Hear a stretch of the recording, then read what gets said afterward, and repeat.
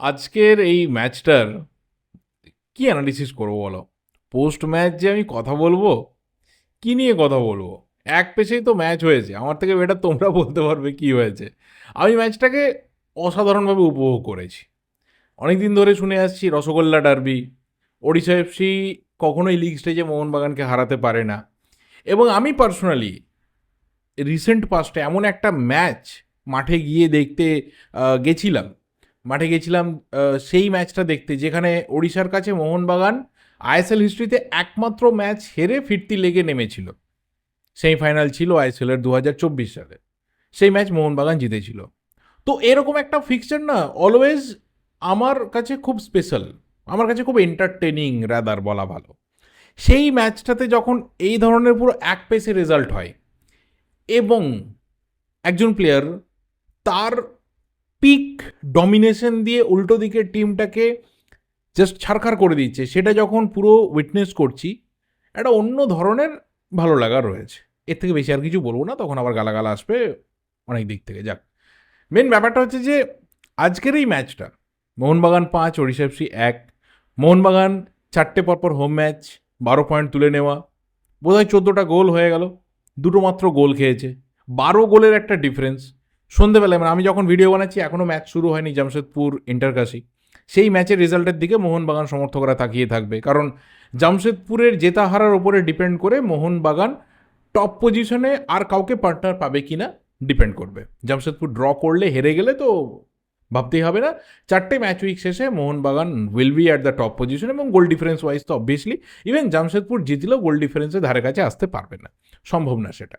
বাকি টিমগুলোর থেকে একটা ভালো রকম গ্যাপ অলরেডি মোহনবাগান তৈরি করতে শুরু করে দিয়েছে। ধীরে ধীরে সেটাকে তৈরি করার রাস্তাতে আরও বেশি করে প্লেয়াররা কিন্তু এগোবে।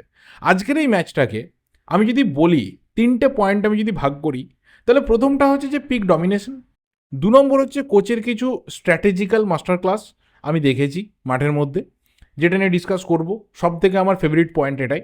অ্যান্ড নাম্বার 3 হচ্ছে one man show.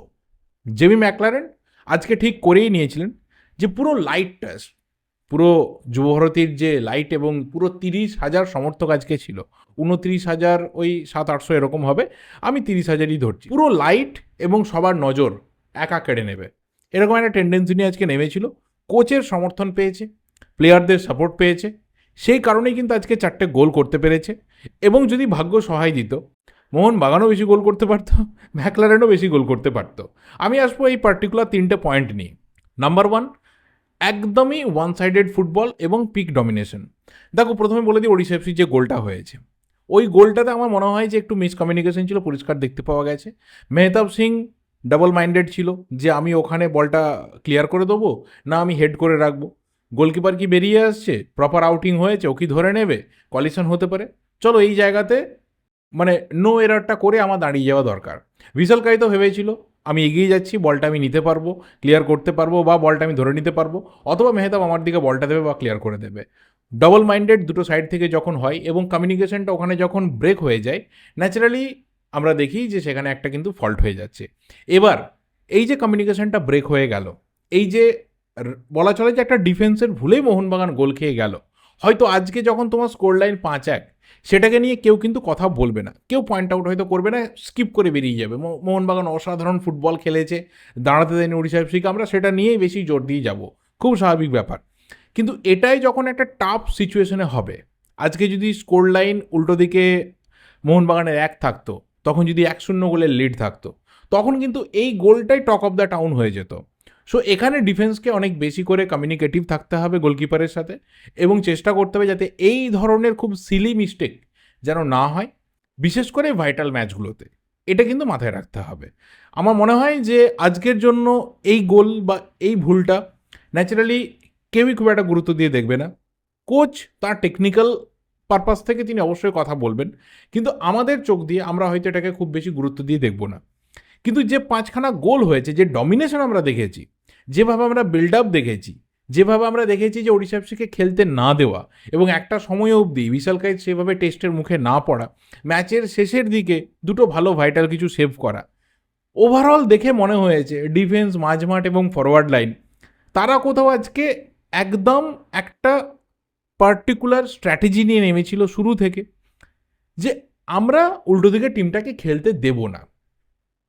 Highline strategy, তার সাথে continuous pressing, typical third man move হচ্ছে বারবার, যেখানে ওড়িশা এফসির ডিফেন্ডাররা কাকে ছেড়ে কাকে ধরবে খুঁজে পাচ্ছিল না।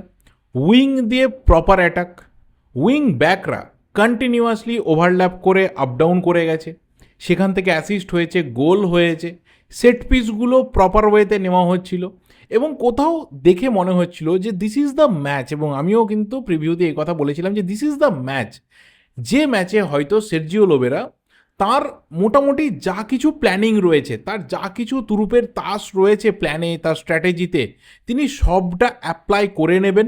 কারণ এরপর থেকে তাকে বেশ কিছু টাফ অ্যান্ড ভাইটাল ম্যাচের মুখোমুখি হতে হবে, যে ম্যাচগুলো থেকে ফুল পয়েন্টস নিয়ে এলে কিন্তু মোহনবাগান এমন একটা জায়গাতে রিচ করে যাবে পয়েন্ট টেবিলে, যেখানে তাদেরকে ধরতে গেলে অন্য টিমগুলোকে যেমন ফাটিয়ে কষ্ট করতে হবে, আর ঠাকুরের কাছে এটা প্রার্থনা করতে হবে যে মোহনবাগান যেন পয়েন্ট লস করে।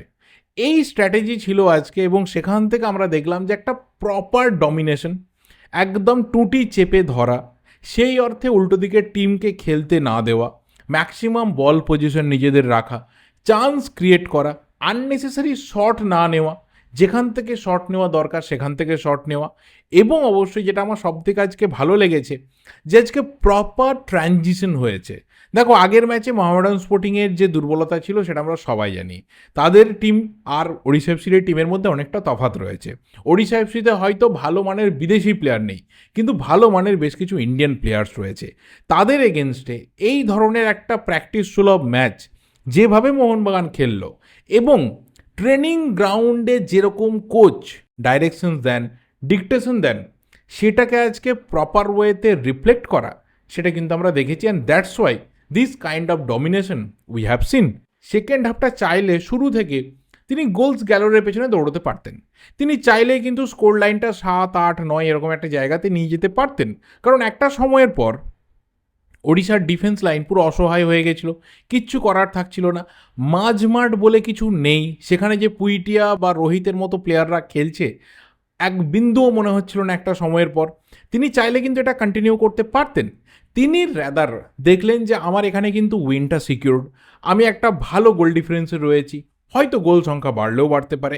তিনি যেটাতে সব থেকে বেশি জোর দিলেন যে আমার 4-1 একটা হিউজ লিড রয়েছে, এই লিডটাকে মাথায় নিয়ে আমি যদি প্লেয়ারদের মধ্যে কম্বিনেশন সেট করতে পারি, প্লেয়ারদের মধ্যে বারবার পজিশন রোটেশন করাতে পারি, তাদেরকে যদি আপ ডাউনে তুলে আনতে পারি, এবং একটা কম্পিটিটিভ ম্যাচে অ্যাটলিস্ট 20-25 মিনিটস ম্যাক্সিমাম টাইম নিজেদের বল নিজেদের দখলে রাখা, নিজেদের দিকে এবং অপোনেন্ট থার্ডেও বলকে দখলে রাখা, প্রপার ট্রানজিশনে যাওয়া, এবং অবশ্যই যে বিল্ড আপগুলো থেকে মোহনবাগান গোল পাচ্ছিল না বা সেকেন্ড হাফে গোলগুলো হচ্ছিল না, সেই ধরনের বিল্ড আপ বেশি বেশি করে করা, এবং কিভাবে সেই বিল্ড আপগুলো থেকে বেশি গোল করা যায়, বেশি চান্স আরও ক্রিয়েট করা যায়, সেই ধরনের খেলা আমি কিন্তু অন্ততপক্ষে সের্জিও লোবেরা ট্যাকটিক্সের মধ্যে দেখেছি। আমার পার্সোনালি মনে হয় যে এই কারণেই হয়তো যে সময়টা অবধি গোলটা হয়নি, বা যে সময় অবধি মনে হয়নি যে কোথাও গোলের আর খিদে রয়েছে বলে, সেখানে কোথাও কোচের এই ধরনের স্ট্র্যাটেজি ছিল। অ্যান্ড নাম্বার 2, সেটা হচ্ছে তার বেঞ্চ স্ট্রেংথকে একদম প্রপার টাইম ধরে ধরে প্রপার ওয়েতে কিন্তু টেস্ট করে নেওয়া। সাহাল আব্দুল সামাদ খুব কম সময়ের জন্য নেমেছিল, আরও বেশি সময় মাঠে থাকলে ও গোল পেতে পারতো, অ্যাসিস্টও করতে পারতো, আরও বেশ কিছু চান্সও ক্রিয়েট করতে পারতো। কিন্তু যতটুকু দরকার রয়েছে, যতটুকু ওকে প্রয়োজন রয়েছে, ততটুকুই কিন্তু কোচ আজকে ইউজ করেছেন। কারণ ওই পজিশন নাম্বার 10-এ এই মুহূর্তে দাঁড়িয়ে টিমের বেস্ট প্লেয়ার দিমিত্রিয়স পেত্রাতসকেই কিন্তু কোচকে ম্যাক্সিমাম ম্যাচ খেলাতে হবে। তো তার কনফিডেন্সটা, তার ফ্লুইডিটিটা, এই সবটা কিন্তু কোচের দেখে নেওয়া দরকার। তিনি ডিফেন্সে বারবার করে রিঅর্গানাইজেশন করছেন, ম্যাচের মধ্যে করছেন, ম্যাচের শুরুর দিকে করছেন, এটা তাকে কোথাও বেনিফিট ডেফিনেটলি দেবে।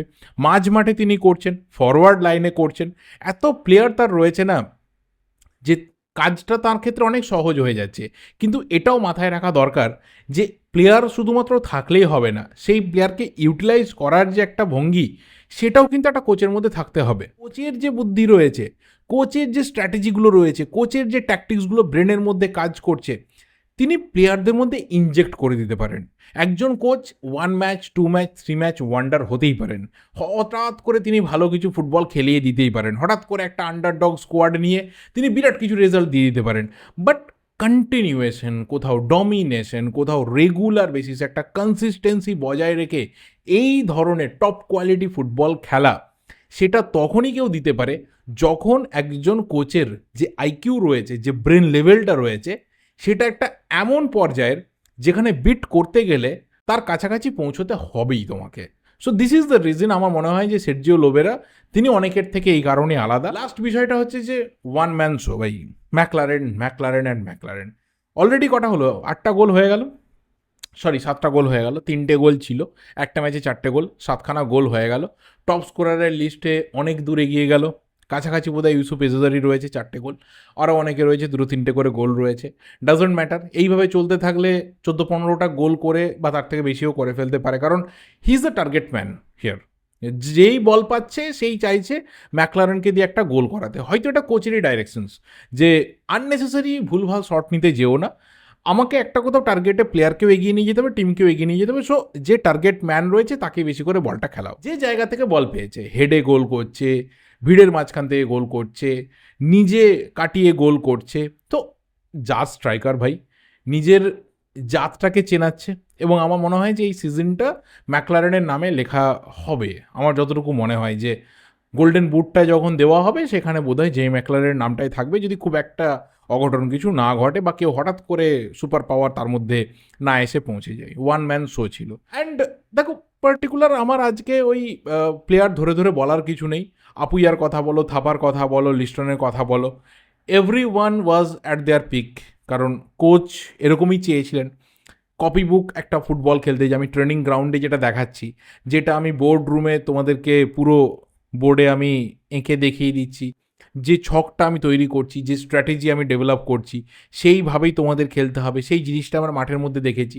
সো আই থিঙ্ক ভালো প্লেয়ার তখনই খুব ভালো খেলে যখন পেছন থেকে একজন কোচের ভালো ডাইরেকশনস থাকে, তাছাড়া কিন্তু এই জিনিসটা হয় না। I think player and manager এই রিলেশনটা খুব ডিপ, এবং একজন ম্যানেজারের মধ্যে সেই কোয়ালিটি থাকা দরকার একটা ভালো প্লেয়ারের থেকে ভালো খেলাটা বার করে আনা।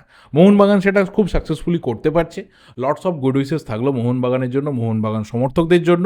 আগামী কয়েকটা ম্যাচ খুব টাফ রয়েছে, দেখা যাক সেই ম্যাচে কী হয়। এই ছন্দ থাকলে মোহনবাগানকে আটকানো খুবই চাপ রয়েছে, এবং সেটা সম্ভব নয় বলে আপাতত মনে হচ্ছে। বাকি ফুটবলের কথা কেউ বলতে পারে না, কী হবে না হবে, দেখা যাক। তো যেটা দিয়ে শুরু করলাম যে এই তো সবে শুরু, চমকে যেও না গুরু। বাকি তোমাদের কি মতামত অবশ্যই কিন্তু কমেন্ট বক্সে শেয়ার করে যেও।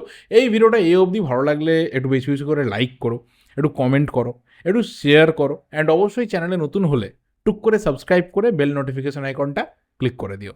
দেখা হবে পরের ভিডিওতে। Till then, thank you and good bye.